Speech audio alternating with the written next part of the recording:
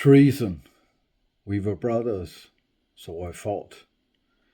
We drank, we fought together, we partied every day like it was the last day on earth, even into the wee hours when tomorrow felt so far away, so unimportant. The past so terrible that we drowned our sorrows in alcohol and drugs.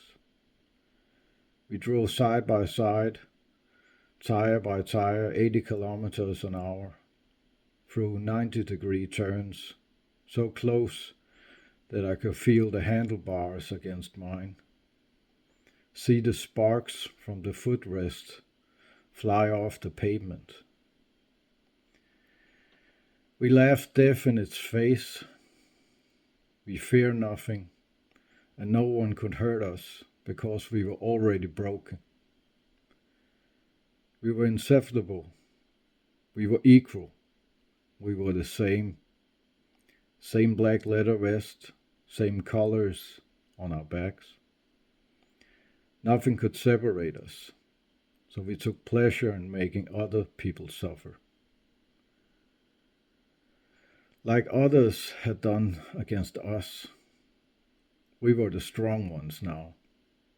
Our ego and confidence grew with each disgusting act we could do to cover up our own low self-esteem. If you want something to fear, fear me. I am the only evil here. But I was wrong. We were not brothers, not friends. We were always on guard, always aware of weaknesses in others that we could exploit, always ready to tear others down with a quick comment or a challenge. Don't you dare? Are you afraid? Always on guard. Envy turned into jealousy, and jealousy turned into slander. Never safe, never safe. I thought I was surrounded by brothers, so too late I discovered the betrayal. Unnoticed, a seed was planted that was whispered in the ears of everyone around me. Rat. I was not aware, had no idea that something would amiss. Too late is too late, tied to a chair in a barn, beaten with fists and clubs, burned with cigarettes, tortured, tormented, and humiliated. It didn't matter what I said, no matter if I begged or prayed. My friends, my judges, and my executioners had already made their verdict, and it could not be undone, evidence or not.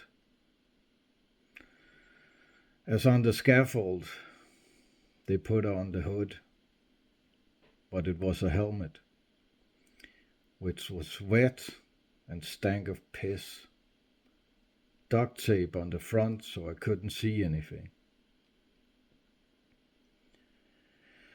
The limb opened and I fell with a crash, although I was still tied to the chair. The blast was a baseball bat, with all its force lodged at my temple. The blow itself didn't hurt, but the vibrations down through my neck and spine did. Then a blow from the other side. Then from the first side again and again. Also blows on my hands and knees. The pain and the stench of piss was so intense that I started to spit up blood mixed with vomit. I was choking, and it couldn't get out from under the helmet fast enough.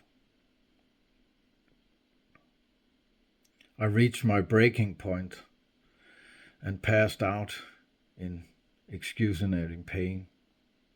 Everything went black. When I woke up, I was on the floor, no longer bound. I ripped the helmet off so fast I could, although every little movement hurt beyond description. In the dark, I couldn't see anything, but I was alone, left behind. I couldn't get up. It hurt. And I kept slipping in my own blood. I crawled out of the barn, and as the blood began to move in my veins again, my body could begin to do the same. I had no idea where I was. Disorientated, stumbling, I found a dirt road. Every step hurt. Every time I put my foot down, I could feel the blood rising in my boot from the soaked sole. Every breath was pure pain, as if my ribs had been broken and pointed inwards. I walked like in a fog, but woke up suddenly when I was blinded by a pair of headlights. This is the last thing I remember before collapsing on the side of the road, just in time to hear a car door slam and a voice calling my name. Then I had at least one friend.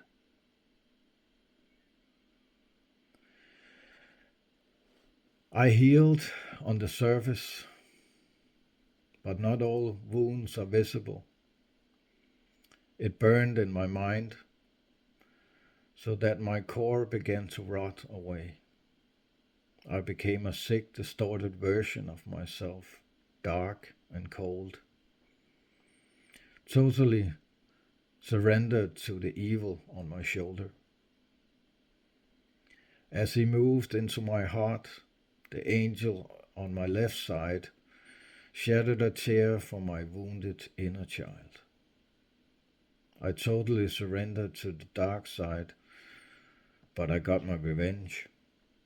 Again and again and again. The only problem was that the ones I took revenge on had never harmed me to begin with. None of my victims knew my story.